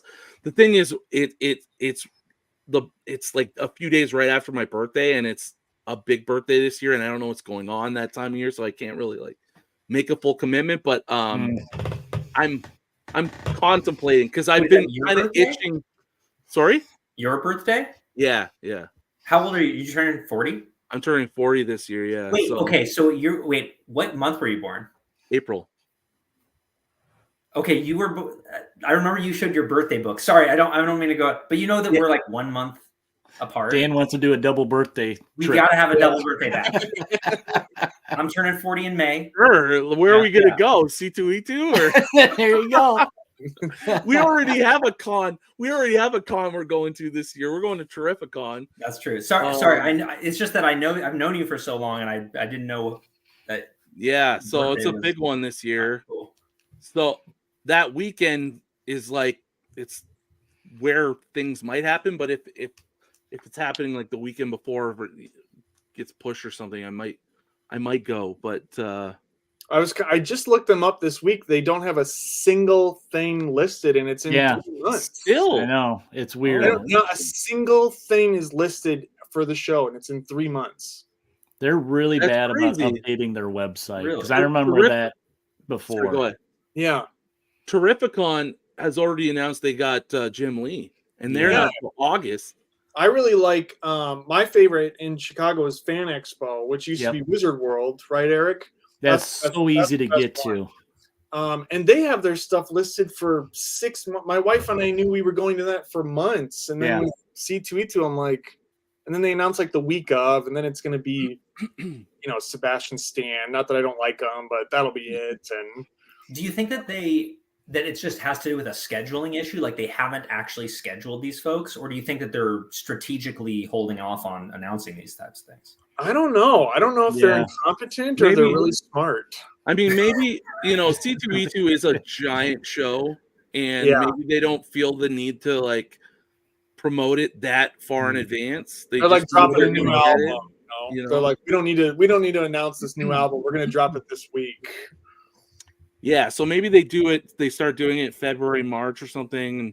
But you would think they would try to like sell tickets this far in advance. I would think so. Yeah. People want to book trips and stuff like that. And especially since it's in the middle of Chicago, it's if you're gonna stay there for the weekend, it's like you got to plan ahead because that's some big bucks for those hotels down there. Yeah. It's right in the loop, right? It's or south Just loop, south of it, yeah. Yeah, it's close right to Soldier Field, right?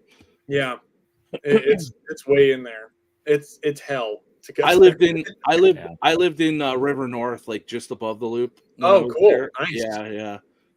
Man, I'm itching to go back. So like C2E2 would be a great excuse to just go, right? But yeah, if I go, I hope you guys maybe will go too, at least one day maybe, and we can meet up there. Sure, yeah. Well, you should come to Fan Expo. Fan Expo is much better. Fan Expo Chicago? Yeah, I just went. It's in Rosemont. Yeah, it's outside in Rosemont in the suburbs, and I met Claremont. That's where I met Claremont for the Gambit thing. I met Frank Miller. They have a lot of. They had Klaus Johnson. They had a lot of great comic creators there. I thought C2E2 though was kind of more the prominent show. You know it. I don't know. Let me know what you think, Eric. Because to me, it's like it's like prominent that it's downtown, and they say that it's the biggest one. But I feel like to me, like, the guest list is weak. You know? Yeah, I think the guest list at Fan Expo being, I don't know if it's because it used to be Wizard World, so it had kind of that clout from the past. Yeah, I was impressed with it the last year because I haven't gone since it was Wizard World. I was kind of like, I'm done. I don't want to spend my, because it ended up, Wizard World made it about not just the comics, but it turned into gaming and anime and movies. And it was so bloated with all this other fan stuff that it wasn't about comics anymore. So this, Fan Fest turned it a little bit more back towards comics. So their guest list was really good. A lot of, they had the big names, but then they had a lot of up and coming people too. So it was a good variety. Word. Jumping, I want to jump over here. Joshua had mentioned about the advertisement for the Hulk 181 and a Thor comic. That's exactly what I mean. It's like, what are we going to call a Hulk 181? We're not opening that conversation anymore. But that's a great point. Stucco Stucco is the Collecto 6. Is that his Stucco? Yeah, Steppo. I just thought it was like the pink stuff you put on a car to keep the rust off or whatever. But he said, I like this quote, and I want you to type, Steppo, what you mean by this. Collectors collect. Possessing one's dream is the goal. That sounds super philosophical, and I really want to dig into that. That's some like motivational poster kind of stuff. I was gonna say, is that a t-shirt? You need a t-shirt? Yeah, but I want to know more. Yeah. And then Big Me McFly, thanks for giving these guys' channels information out, so that folks. Oh yeah, thank you. Thank you very much. Appreciate it. Do I have that in the? I hope I have that in the. Yeah, I have it also. Yeah, you do, Ryan. And Hack, thanks for coming through, buddy. Yes, thank you for the sub. I appreciate that, Hack. I think overall with these two cons in the Chicago area, what gets me is how easy is it to get to? Because I hate sitting in a car looking at people mess around and pick their nose and all that kind of jazz. C2E2, it's like, it's an hour away for me, but yet it takes 2 hours to get there. Whereas the other one, it's in the suburbs, and it's got a little bit more highway driving and then off the highway, but it is so easy to get to. And as soon as you get to the convention center, whoop, there's the parking garage. You park right there. You don't even have to hunt for a parking spot. Go over an overpass and you're there. It's so much easier to enjoy the experience versus, going downtown, gridlock. Okay, I got to figure out how I get off the expressway into this parking lot. Okay, so is it due to lower crowd size, or do you think like just the way that what would it be called? I think just where it is, it's easy downtown. to get it's like right downtown Chicago, right off the lake. So there's really only like certain ways you can go there. And there's really not that many ways to go to. And like when I go to the Rosemont for the Fan Fest, what I usually get off before the actual exit that's by the convention center, and I just take the back streets, go through the different towns, because it's just, instead of getting in that gridlock of everybody going there at once, I'm going to go this back way, type of thing. So you have those options. Yeah, Ryan, C2E2 sucks. Ryan, Fan Expo, all right. Awesome. we have a fan X. So like our big con in Toronto area, which is the city I'm closest to, big city. We have a fan expo, but it's like Not as good. it's just it's like a fan thing. So there's like A little bit lots of everything. things, and I mean, I will say that when I went this last year, I mean, it had everything. There was anime, there was games, there was like kind of a artist section, like homemade stuff. Yeah. You know, there was a tattoo area. My wife got a tattoo there. My wife was looking at those too. Yeah. But I mean, it was cool because the size, you know, and there was comic people. I made some good trades there with some dealers, and you know, just a lot better than it. Just I'm like old man now. I'm like, give me your list, C2E2. Let me know a couple months ahead of time so I can get a babysitter and find out if I'm going to be gone for the weekend. You know. Yeah. Well, you know what I really would want to plug is that you guys should fly out to Minneapolis because they are doing the Uncanny Experience. Okay, I wanted to ask you guys about this. Yeah, I got some friends that partake in that, and I chose not to go last year, and I kind of kicked myself. My wife was gonna like buy tickets for us for a birthday present, anniversary, because it's around our anniversary, and I was just cool. like, It's a sex cult, right? only if you buy the Hellfire ticket clubs. Yeah, the Hellfire club. Yeah, so like I've looked at that. I mean, it's an all X-Men thing. It's looks like it's more small and kind of what's the word I'm looking for? It's intimate. Curated toward and like they do it at like this kind of old mansion. It's like a gentleman's club or something. It's like you're at the X mansion. Like I think that's the vibe they're trying to it's very cosplay oriented. So the cosplay community this is kind of like their big thing, where they have people that they hire that are just dressed as characters walking around. So you can, you know, take pictures with them. Yeah, you can go talk to Jean as Jean, you know, and she's like, I don't know why Storm is mad at me right now. Oh, that's fun. Yeah, like I guess I saw it last year and I was like, oh, this looks awesome. Like just total. I saw the preview, but I never had any idea what the heck it is. Like, I mean, they have the channels. I need like a comprehensive like overview of what this is, what's at it, what are they doing to make before I'd be comfortable like making the plunge of like flying out there and then, you know, going to this thing. And like it looks really cool, but I want to make sure that it's like worth the trip, right? Yeah. I think I haven't found enough information about it yet because I think last year was their first. I might be wrong, Eric. Yeah, last year was the first year. So when I just did a bunch of research because I was looking up. There's like a website where you can look up cons by state. I forgot what it's called, but I was looking up Wisconsin. There's never any.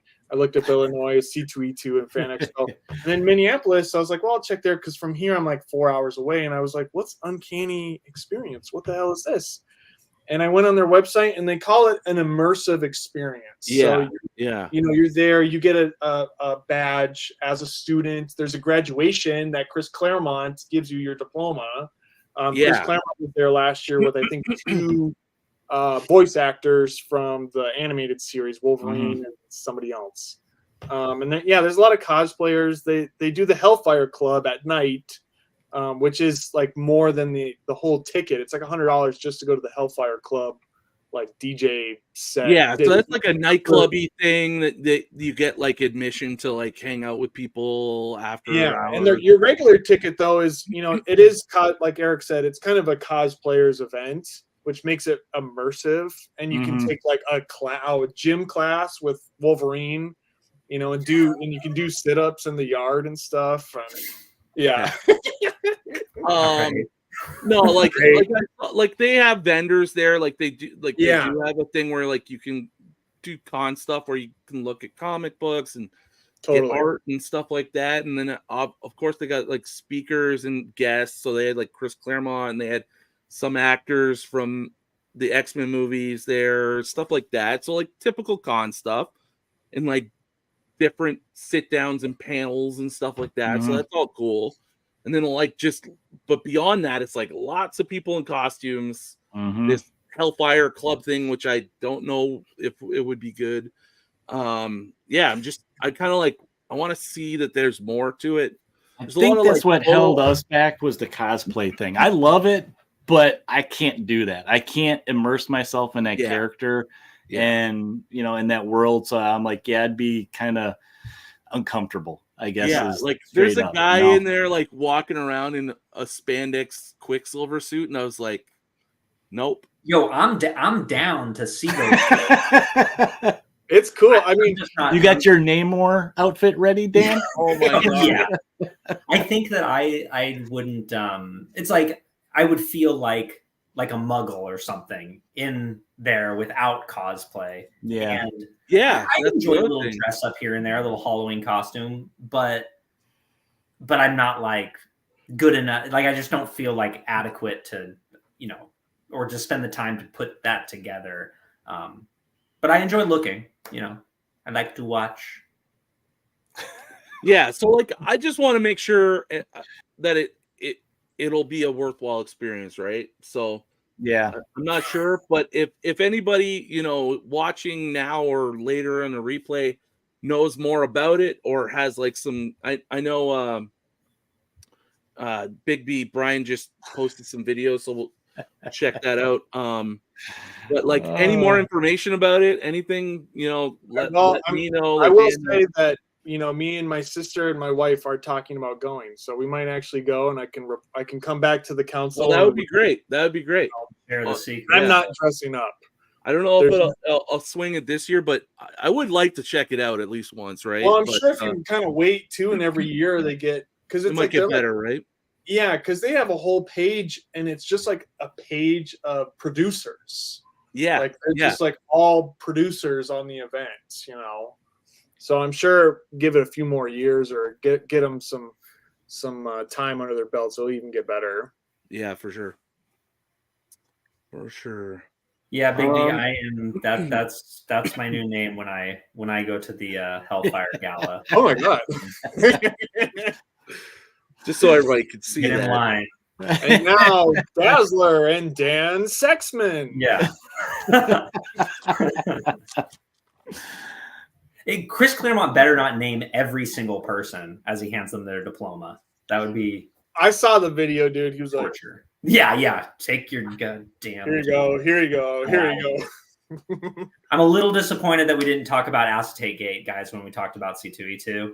No influencer talk, no Acetate Gate. I wish if I was there, I'd be all over it, but I wasn't. I'm like a degree away. I had some friends that were there in the line, but that's as close as I got.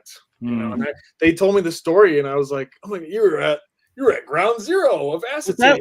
Was that last year or the year before? I feel like It was 2 years ago. I Yeah, think. yeah. 2 years. I was tongue in cheek about it. I'm just playing. No, We talked. trying to That was remember talked when it about for the happened. last 2 years.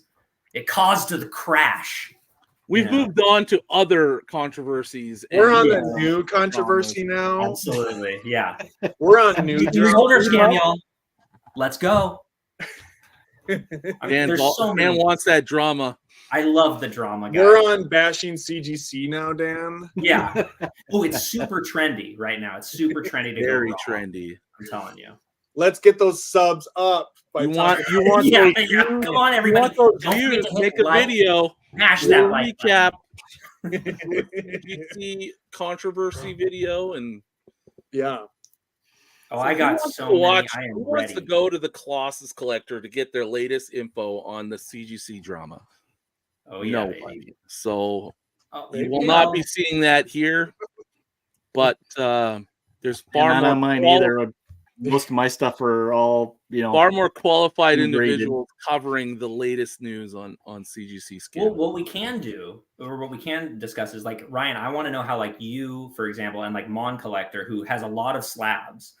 Are you feeling like flack, or like do you feel like there is this sort of like general taboo-ness to owning a bunch of slabs or sending submissions, or are you just like, yo, this is just a thing that people are tripping about right now, and in a few months. Yeah, I mean, And I think it's an easy fix for them, really, too. for me, how do you yeah. mean? Well, for like, me, you know, I've heard some guys talk about it. They compare it to like the old video game thing where they had just a sticker on it. If the sticker was broken, then it's been tampered with. You know, We're talking about graded video games. yeah. I just it's a simple fix that redesign the case a little bit. You know, the uproar will go away eventually. So, I see. What were you gonna say, Ryan?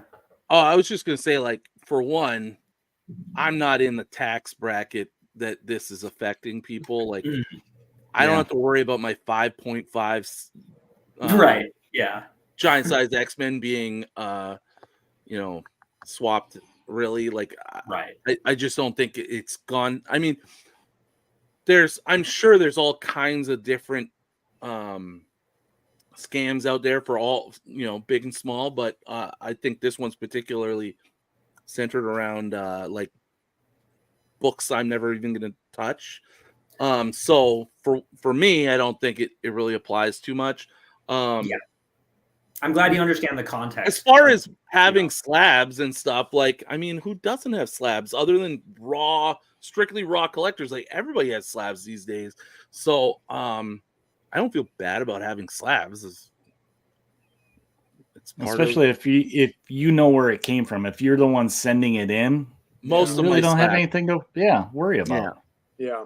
That's Most why of my slabs are self-graded. So when I went through my collection, I was like, oh, I graded that. I'm fine. Oh, I graded that. I'm fine. Yeah.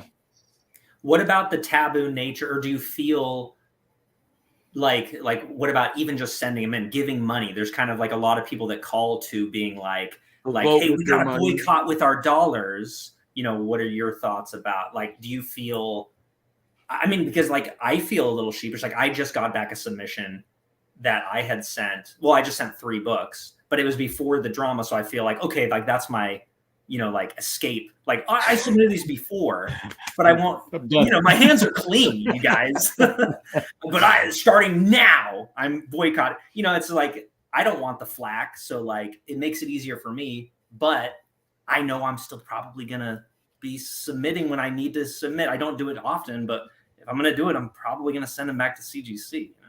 I think that's exactly what most people will be like.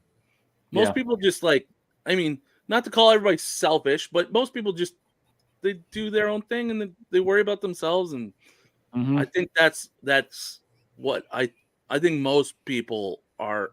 Now, people who feel really strongly about it, like this company's wrong, and people do feel like that, they'll maybe not use the company and stuff, but. And like Next Gen just said, like, it's some other drama comes up and we forget about it. It'll be gone. Like, look at any drama anywhere. Yeah. It has a shelf life, and then people move on. Like, yeah, exactly. And I think Eric's point is right too, that they'll just have a new sealant, or they'll have a new way to seal it, like CCS does, and and their PR statement kind of calmed a lot of the storm down. Even though I was like, this is the most lawyer. Jonathan Majors will do an interview with ABC, and then he'll do his apology tour and take a couple years off, and you'll hear about Cat Williams, and he'll be back. You know what I mean? Like this, you see this everywhere all the time. Like, it's a complete, recycling. Like, some people cancel, then they're done, but CGC is not going to get canceled for this. It's just they're gonna have to make a few things and mend a few fences, and then hopefully make some improvements. That's really what they should do. And then I feel really bad. A mutual of mine on Instagram had 2 books on that list. That's bad. Wow. Yeah, and it was really, and he is like irate because he's in the thick of it and he's trying to deal with them, and they won't give him any compensation until he sends the books in. Or what you're saying is that they won't even tell him what the compensation will be. They won't tell him anything. They're just saying, send him in and then we'll talk.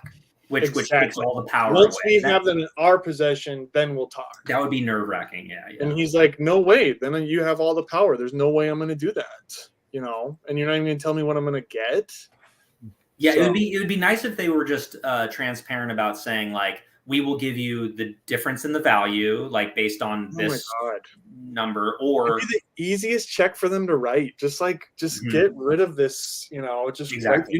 You know what I what kind of bugs me, and this is what CBCS does every time there's any opportunity to become a good company, is to do something, and they do nothing.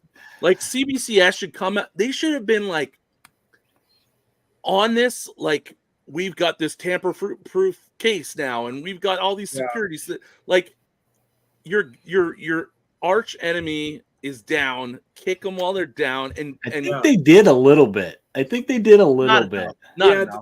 They put out a picture, right, Eric? Was it a picture of somebody holding a book, and they're like, "This is really secure" or something? Secure, guys. Yeah, they gave it. We got new labels.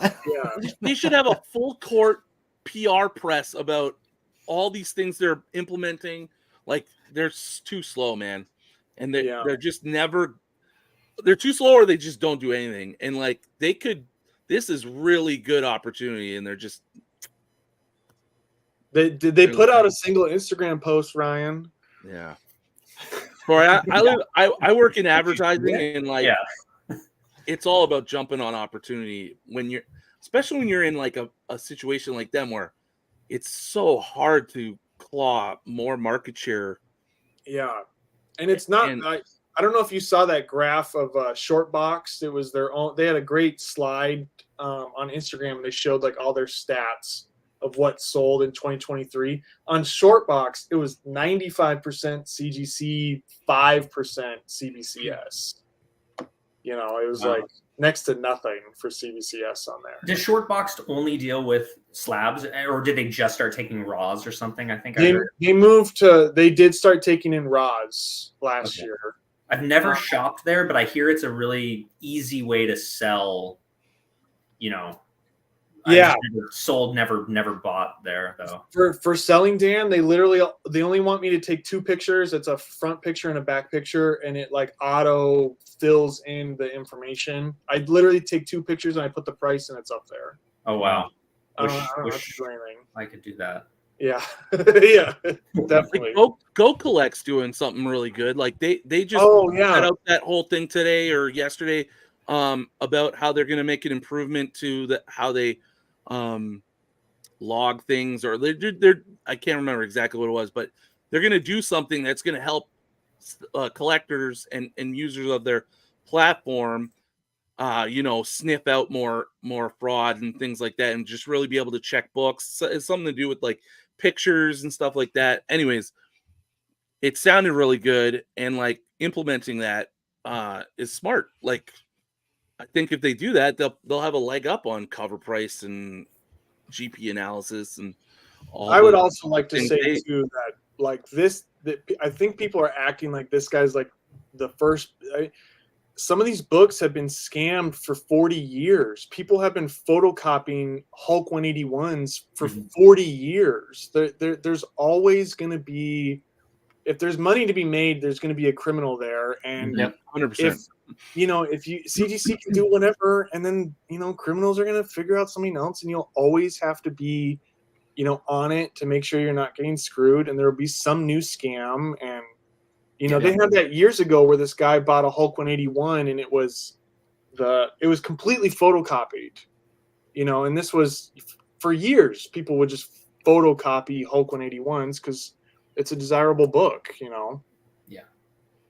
And so common, less likely to get, to raise eyebrows, right? Yeah. And they would like de-age it, and they'd splash stain on it, or, they would put it in a dryer and maybe make the paper crinkle. And, it's like, well, if you're trying to make $5,000, you're going to put in some work into it as a criminal, Yeah, I know, but you're totally right. Like, I mean, if there's money to be made, there's always going to be another one. Always. And I think that people get too obsessed about whichever one it is. That CGC is not going to be your savior. They're not going to fix crime. You know, there's how many scammers? I mean, you guys follow like Josh's comic books or some of the guys on Instagram. You know, Every week there's a new there's a new scammer. Yeah, there was one today he posted. It was somebody that I was following. Yikes! And he was sharing pictures of books he didn't even own, trying to sell. He was selling books he didn't even have. He was just taking incredibly apologetic. I didn't really understand. You know. I'm sorry I did that. Yeah. Oh, You just started. Deny till you die, my man. Deny till you die. You know. Yeah. Well, guys, I'm starting to lose my voice, so Okay. but You did good, Ryan. Thank you. I'm I proud. appreciate it. Battling this never going away cold sucks, but I just wanted to say thank you to you guys for coming on. It's been awesome talking Thanks with for you guys, asking. talking X-Men. Yeah. That was fun. Thank you. It's an honor to be here. No problem.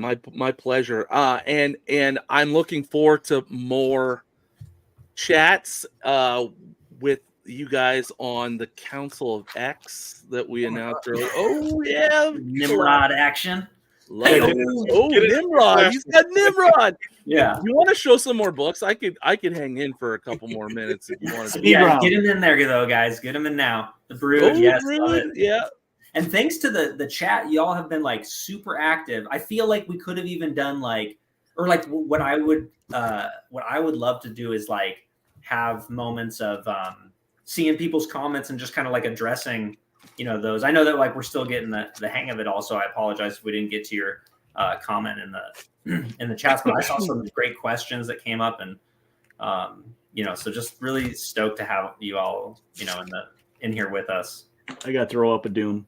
Oh man, you're Love throwing that up one. all like so many books. I was going through. Oh, I could show that. Oh, I could show that. Ooh, you got that. Well, I got a short box full of books. I didn't even get into the X-Men adjacent books to look for villains. Oh yeah. Oh, I love that book. Well, it's Flash. We're just speed round, Eric. Yeah, Flash books. There's one I love from the old days.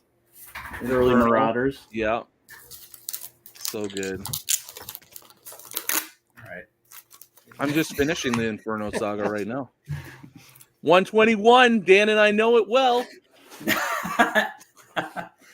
I think between Dan and I, we've got probably 18 copies of 121. Boom. Oh yeah. Mystique, nice. Another Mystique. I got the. Ooh, Marvel swimsuit special. Now you guys got to save some for another day, man. I'll have nothing to show next time. Yeah, I know. I'm out of X-Men. I was gonna do this. When I went to pull next week, right, guys? When I pulled this one and I saw what was behind it, I was like, "Oh, I'm gonna fit right in with Dan. I got more than one copy." Oh yeah, yeah.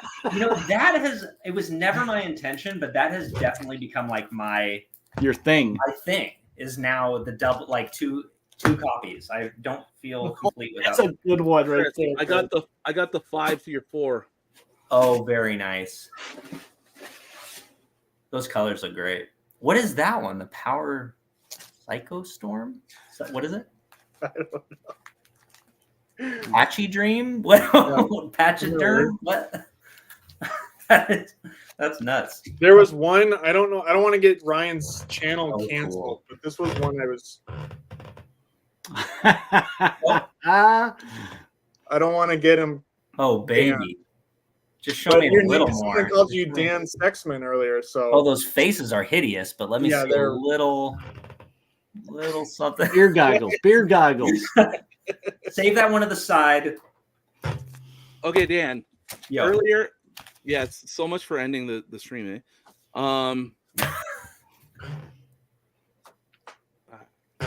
What's up? Okay, I blew my These wad. These are all my reprints. You were talking about reprints earlier?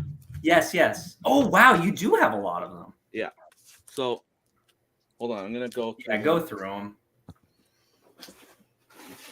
Yeah, I think I have like 6 or so. Okay, that's the Mimic, the reprint. Okay, Mimic. yeah. This one's that all red cover in the original, and then they colored it. When? Yeah. 22 or something like that. Yeah. Okay. Yes. I just picked up the original of that one. I need that original one. Oh man, the Mylar corners are sharp. Are all Mylars like a little silky? There's like something like to it that I don't. Corners are actually like sharp. Sharp. You can scrape your dry skin on those. I've found out. But also, like when I touch a Mylar, it feels like almost oily or something. Is that? I don't know about that. I don't know. No. Okay. Maybe I just have some old. Mine aren't oily. All right, more Mimic. Banshee. Okay. Is that Banshee? I never. Yeah, they redo Banshee. The first one's way better than. Yeah, the first one's way better. This is a great Sad Clops cover. Man, yeah, there's your nose skin right there. Nice. Got you. I like that color or the cover there. Juggernaut booty cover. Booty cover. Very nice. that's a nice one. I like that one. This is better than the original in my I opinion. do like that one better than the original. Yeah. It's like. Yeah. Meccano Lives. I also like this one better than the original. That's a great one. I don't know the difference between that one and the 34. It's not much. I don't think almost nothing. I'll tell you what the difference is. That bar on the top. Here, actually, I think Pretty much. Yeah. There it is. Oh yeah, 39. Okay, that's what it is. Yeah. Some of the text is a little bit different, and yeah. Okay.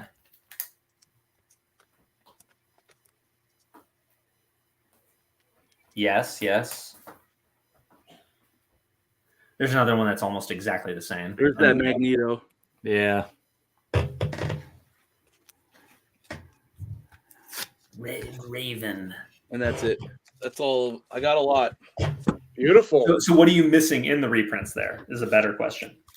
Hold on. Okay, so I got 69, 70, 71, 72, 73, 74, 75, 76. I need 77. I have 78, 79, 80. I need 81. I have 82. I need 83. I have 84. I need 85 and 86. Then I have 87, 88, 89, 90, 91, 92, and I need 93. So I need 5, 6. And then I also need, I guess I need 67 and 68 as well. Wow. Not too many. Not too many. Yeah, my local store has a bunch of those. They're all like, they're pretty good grade. So they're like 20, 30 bucks a pop. And I'm like, oh, it's hard to justify spending that much on the reprints, especially if some of them I already have the originals, but got to complete that number system because it'll drive me crazy if I don't. Yeah, I hear you. I will sometimes like look to older like collectors who have been doing it for a really long time and they're getting older, and just to like kind of see what their end game is in a way. Like what do they, or like what should I start collecting now to eventually get to that point? Like, or what are they into now? Because if I'm just wasting my time buying, for example, like X-Men reprints to fill in a run, if I'm just going to end up like selling them later to get something bigger, why not just save toward that now? Yeah, that's kind of like what you were talking about, Chris, with this year and saving for the bigger books instead of. And I have that problem. I kind of go to the store and I see the dollar bins. Yeah. That's like my. I always get lost in them. Like just this past week, I got a huge stack of Green Lanterns, a lot of modern stuff that I missed out on. Cool. I think I got a huge deal because they're all $1 a piece. But I'm like, okay, did I need to spend this much on all this modern Green Lantern? It's hard. You have to abstain like you're a monk or something, Yeah. Yeah, it's a lot of discipline. Yeah. And it's all planning. It's kind of also just understanding or trying to understand what you truly actually want. I mean, I want it all, but what do I want first? and Yeah. before I get to all. You got to prioritize. Yeah, and so that's what my this year's like going forward is going to be about. It's going to be about. I have to sit down and do that. I really do, because I spend so much money on stuff that I'm like, yeah, I could have waited on that, that type of thing. Yeah. I look forward to seeing your video, Ryan. It's coming. It'll come out, I think, Friday morning. So that'll come out. So before we wrap, Bigby, Brian asked to show the Council of X video one more time. So I will show hell it yeah. one more time. And I'll just kind of mention again. So on my channel here, we're going to start a new bi-weekly live show. It's going to be on Mondays and Fridays, alternating randomly. It'll be either on a Monday or Friday. Obviously, I'll promote it in advance. But it's essentially going to be just X-Men nerds.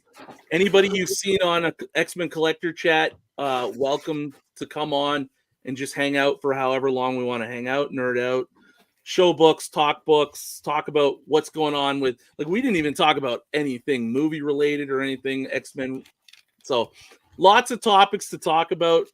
So we're going to have a lot of fun, and that's going to be called the Council of X. And this is the opening for the new show.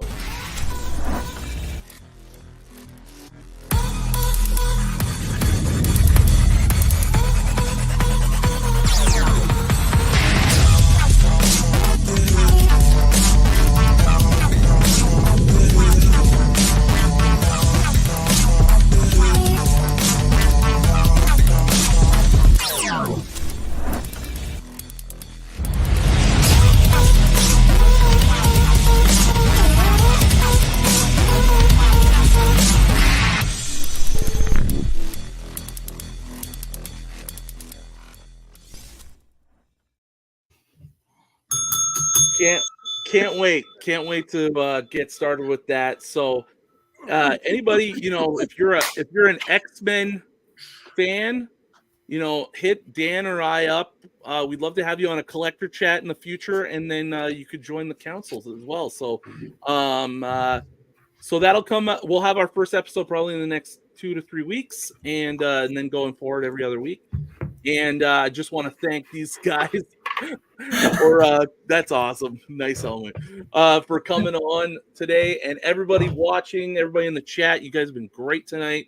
And we will see you on the next collector chat or on the Council of X. Have a good night, guys. Thank you, guys. Bye, guys. Appreciate it.